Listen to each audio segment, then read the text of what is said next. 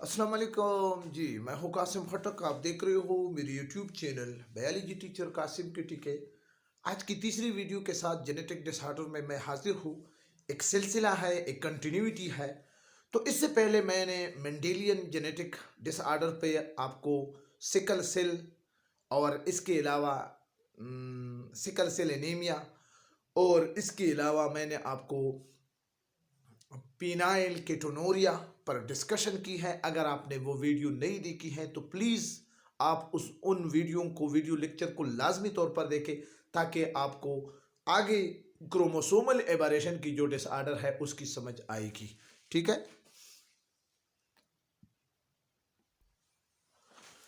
तो जी शुरू करता हूं मैं डाउन सिंड्रोम। तो जी जेनेटिक डिसऑर्डर में हमारे साथ है, जेनेटिक डिसऑर्डर में दूसरा जो बड़ा डिसऑर्डर है हमारे साथ है क्रोमोसोमल एबरेशन डिसऑर्डर। इसमें जी मैं आपकी एक थोड़ी सी आपकी तवज्जो चाहता हूं, फिर आगे जी मैं जाता हूं।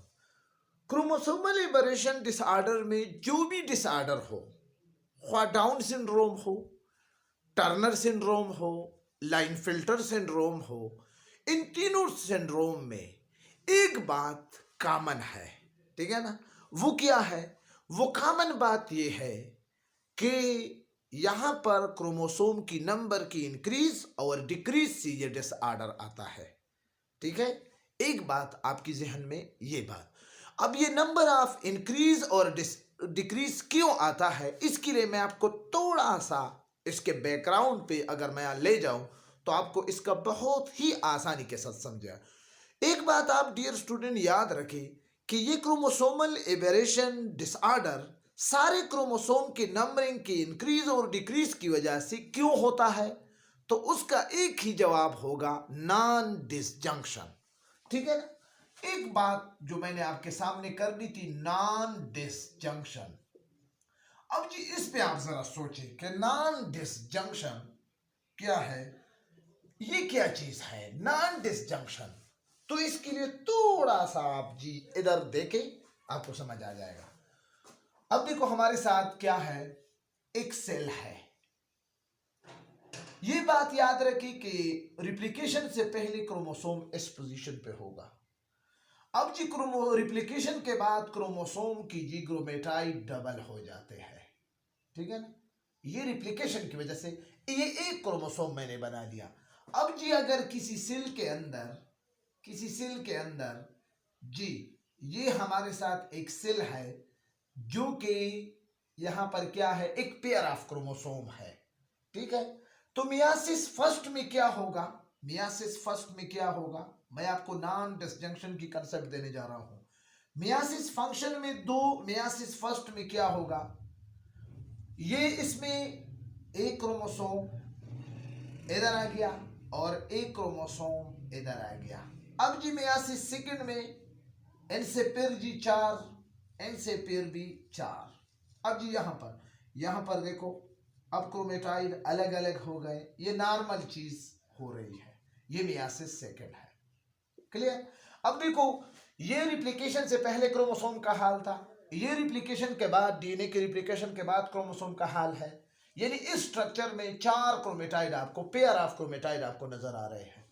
अब जी सबसे पहले जैसे ही इसमें इस सेल में मियासिस शुरू हो जाता है, तो मियासिस की वजह से दो सेल बन जाते हैं, हेप्लाइट स्ट्रक्चर हमें नजर आते हैं।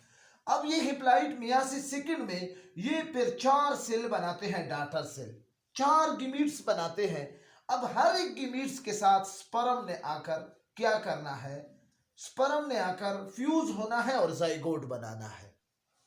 तो ये तो नॉर्मल प्रोसेस है इस क्रोमोसोम का। अब नॉन डिसजंक्शन में क्या होता है, जो हमारा क्रोमोसोमल एबरेशन है, नॉन डिसजंक्शन में ये होता है कि अगर किसी हेप्लाइड सेल के अंदर, मिसाल के तौर पर ये क्रोमोसोम, ये जो क्रोमेटाइड अलग हो रहा है, ये अलग होने के बजाय एक ही सेल के अंदर दोनों चले जाए और चौथा सेल हेप्लाइड सेल खाली रह जाए, तो इस फिनोमेना को हम क्या कहते हैं कि नॉन डिसजंक्शन। या यानी ये दोनों क्रोमेटाइड एक ही सेल के अंदर चले जाते हैं। अब अगर इसी हेप्लॉइड गीमीट के साथ स्पर्म आकर फ्यूज होगा, जाइगोट बनाएगा, तो लाजमी तौर पर उसमें क्या होगा, कोई सिंड्रोम आपको नजर आएगी, डाउन सिंड्रोम की शक्ल में या टर्नर सिंड्रोम की शक्ल में या लाइनफिल्टर सिंड्रोम की शक्ल में। अगर ऑटोसोमल क्रोमोसोम में ये नॉन डिसजंक्शन हो गया तो आपको डाउन सिंड्रोम नजर आएगा। अगर 6 क्रोमोसोम में आपको ये नॉन डिसजंक्शन का फिनोमेना आ गया तो फिर आपको टर्नर या लाइन फिल्टर सिंड्रोम ही नजर आएगा।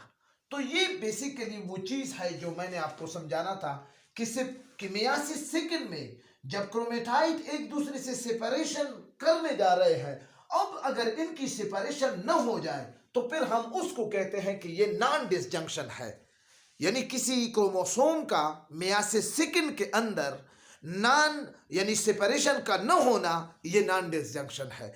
अब जब ये इस नॉन डिसजंक्शन की वजह से फिर हमें, अगर ये नॉन डिसजंक्शन ऑटोसोमल क्रोमोसोम में हुआ है तो फिर तो आपको कंफर्म डाउन सिंड्रोम ही होगा। अगर ये नॉन डिसजंक्शन 6 क्रोमोसोम में हुआ है एक्स क्रोमोसोम की शक्ल में तो फिर ये टर्नर सिंड्रोम की शक्ल में आपको नजर आएगा। और अगर ये ही क्रोमोसोम की सेपरेशन अगर मेल की सूरत में है तो फिर हम लाइन फिल्टर सिंड्रोम की शक्ल में इस डिसऑर्डर को देखेंगे। ठीक है ना। तो मैं उम्मीद करता हूं कि आपको नॉन डिसजंक्शन की जो लफ्ज है उसकी समझ आई होगी। अब जी मैं आगे जा रहा हूं। अगर आपको ये कंसेप्ट क्लियर हो गया तो फिर जी मुझे आगे ले जाने में, आपको आगे ले जाने में कोई प्रॉब्लम नहीं होगी। अब जी आप मेरे साथ क्लियर कट आगे जाएंगे।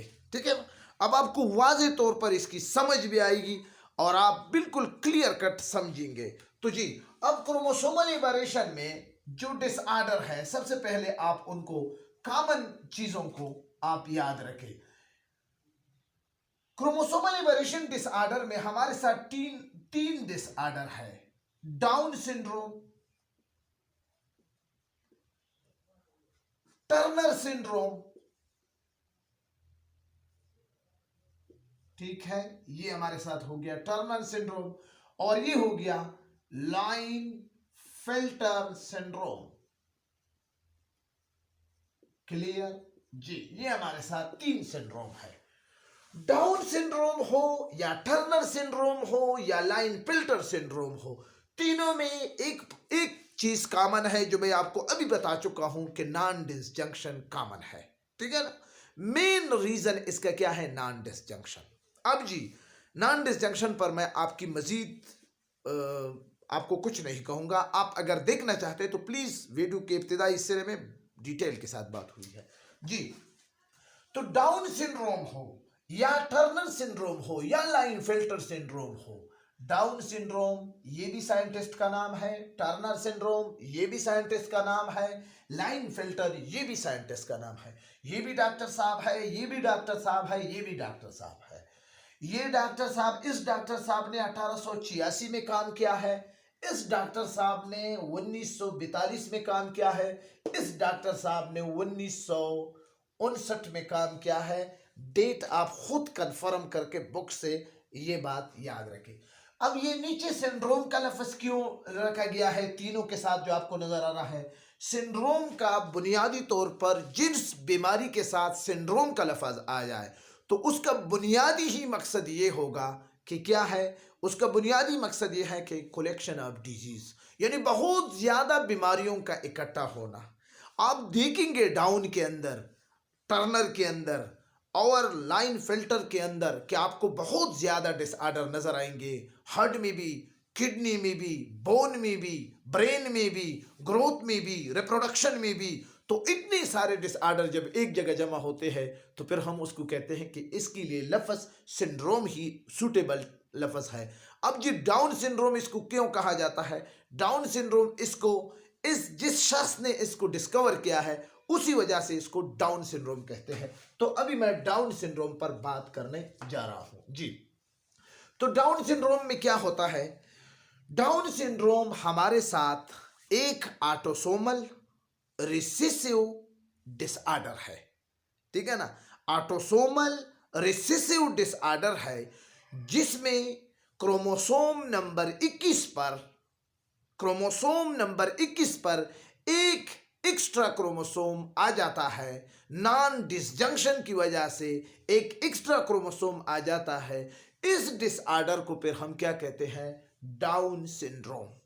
अब ये ऑटोसोम क्या चीज है? वो क्रोमोसोम जो सेक्स डिटर्मिनेशन में हिस्सा न ले, बल्कि सिर्फ बॉडी की जितनी भी कैरेक्टर है, आई कलर है, ब्लड ग्रुप है, या किसी दूसरे स्किन कलर है, टॉलनेस है, वेट है, इंटेलिजेंस है, ब्रेन की फंक्शन है, जितनी भी ऑल अदर फंक्शन है सेक्स डिटर्मिनेशन के अलावा, तो उसको हम फिर कहते हैं कि ये ऑटोसोम क्रोमोसोम करते हैं। और हमें पता है कि ह्यूमन बीइंग के केस में हमारे साथ 46 क्रोमोसोम है। अगर हम क्रोमोसोम की कैरियोटाइप को बनाए, ये देखो जी, आपको कैरियोटाइप, एक क्रोमोसोम, दूसरा क्रोमोसोम, तीसरा जी, ये मैं आपके सामने पेयर बना रहा हूं ताकि आपको, ठीक है, ये हमारे साथ इस तरह। तो यहां पर मिसाल के तौर पर ये 21 क्रोमोसोम है। इस 21 क्रोमोसोम पर अगर एक इजाफी क्रोमोसोम भी आ जाए ना डिसजंक्शन की वजह से, तो इस डिसऑर्डर को हम क्या कहते हैं? Down syndrome. ये ऑटोसोमल डिसऑर्डर है, एक बात। दूसरी बात, इसको ट्राइसोमी भी कहते हैं, ट्राइसोमी डिसऑर्डर, 2n+1, ठीक है ना? तो ये चीज भी आपकी जहन में आ गया। यकीनन आपको डाउन सिंड्रोम की बात समझ आ गई होगी। अब ये डाउन सिंड्रोम की काजेस क्या है? डाउन सिंड्रोम की काजेस, एक तो नॉन डिसजंक्शन है कि भाई क्रोमोसोम की सेपरेशन नहीं हुई है। दूसरा क्या है इसका जी काज, ये भी है कि भाई ओल्ड फैक्टर, यानी अगर एक pregnant woman about than 40 year अगर वो उसके बच्चे होते हैं, तो उसमें बहुत ज़्यादा चांसेस है, क्योंकि अक्सर ये देखा गया है कि डाउन सिंड्रोम उन औरतों में ज़्यादा होती है जिसकी उम्र क्या है 40 साल से ऊपर हो और उनके बच्चे पैदा होते हैं। तो ये दूसरा जैसा एज फैक्टर भी इसमें इन्वॉल्व है काजेज में। और इसके अलावा क्या है, मोज़ेक डाउन सिंड्रोम भी है, ठीक है ना? और इसके अलावा ट्रांसलोकेशन का भी एक काजेस है कि भाई एक क्रोमोसोम 21 से चला जाता है, ठीक है ना? तो बाज़ औक़ात जो क्रोमोसोम के जो आर्म होते हैं, एक बड़ा आर्म जिसको क्यू आर्म कहते हैं और एक छोटा आर्म जिसको पी कहते हैं, और दूसरे क्रोमोसोम का बड़ा आर्म क्यू और पी, ये क्यू इधर आ जाता है और ये पी उधर जाता है। तो इस तरह के डिसऑर्डर को भी फिर हम, तो ये क्या है, ये भी एक काजेस है। क्लियर? तो लॉन्ग आर्म की एक जगह पर दोनों लॉन्ग आर्म आ जाते हैं। अब जी साइन एंड सिम्टम, अब जी इसकी क्या क्या इलामतें हैं? सबसे पहली जो इलामत है, इसका जो हेड होगा वो छोटा सा होगा, स्मॉल हेड, ठीक है ना? मंगोलियन एडेसी भी कहते हैं, एडिट भी कहते हैं। मंगोलियन एडिट यानी वो सादा बंदा जो क्या है, जिसका छोटा सर हो, ठीक है ना? डाउन सिंड्रोम को मंगोलियन एडीसी भी कहा जाता है। क्लियर? अब इस बंदे का क्या है, छोटा सा सर होगा, स्मॉल हेड, ठीक है, और छोटा सा नेक होगा, गर्दन भी छोटा होगा जी, स्मॉल एयर भी होगा, स्मॉल नोज भी होगा, ठीक है ना? शॉर्ट हाइट भी होगा, छोटा सा हाइट होगा।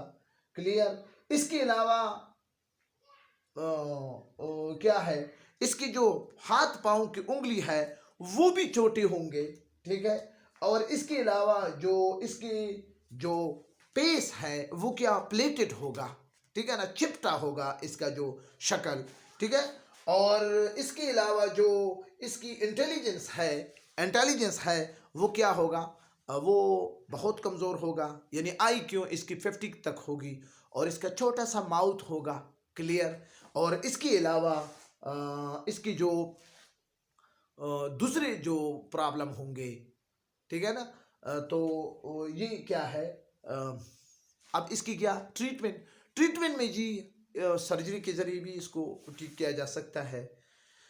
और इसके अलावा मेडिसिन रेगुलर चेकअप के लिए ये जाएगा, ठीक है ना? कॉम्प्लिकेशन में हार्ट अटैक भी हो सकता है, किडनी प्रॉब्लम भी हो सकते हैं, बोन का भी प्रॉब्लम इसको होता है। अब देखो बहुत सारे चीज़ें आ रहे हैं, तो ट्रीटमेंट में सर्जरी है, सपोर्ट है, और इसके अलावा क्या है, रेगुलर चेकअप है, और नो स्पेसिफिक ट्रीटमेंट है। बहरहाल ये हमारे साथ ऑटोसोमल डिसऑर्डर था जो डाउन सिंड्रोम के नाम से याद किया जाता है। नेक्स्ट वीडियो में मैं आपको टर्नर सिंड्रोम पर आपके लिए चीज़ लाऊंगा, थोड़ा इन्फॉर्मेशन लाऊंगा। तो उम्मीद करता हूँ कि आपको ये वीडियो अच्छी लगी होगी। Thank you for watching my video. खुदा हाफिज़।